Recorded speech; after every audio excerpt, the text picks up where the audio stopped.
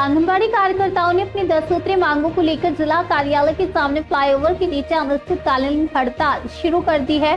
खबर राजनाथ गांव से है। आपको बता दें, कार्यकर्ताओं का कहना है कि वर्षों से उनकी मांगों की अनदेखी की जा रही है।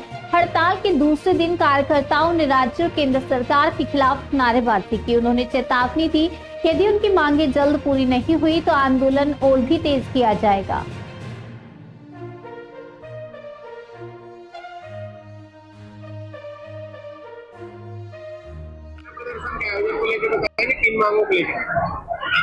हम लोग 10 सूत्री मांग को लेकर हड़ताल कर रहे हैं। आज हड़ताल का दूसरा दिन है।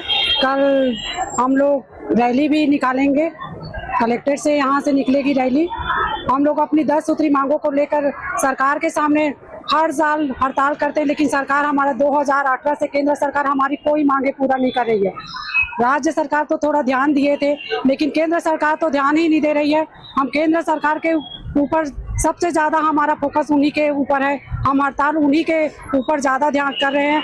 हम लोगों का न्यूनतम वेतन 26,000 मिलना चाहिए। हमें मजदूर का दर्जा भी नहीं मिलता है। कम से कम जो श्रम संहिता लागू की है उन श्रम संहिता को हटा दिया जाए।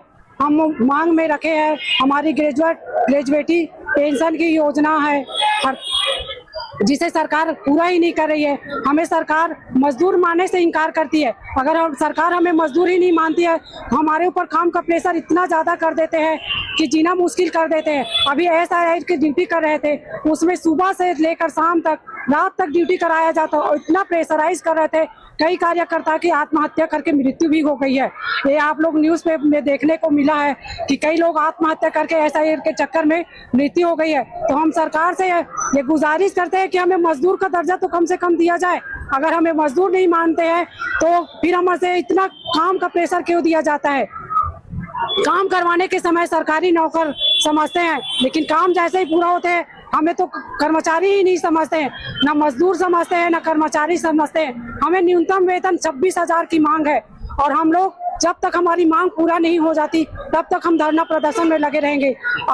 ये मांग पूरा नहीं होगी तो हम बजट के पहले और हड़ताल करेंगे। और बजट में बजट दर पूरा भारत में है। राष्ट्रीय लेवल पर यह हड़ताल चल रही है।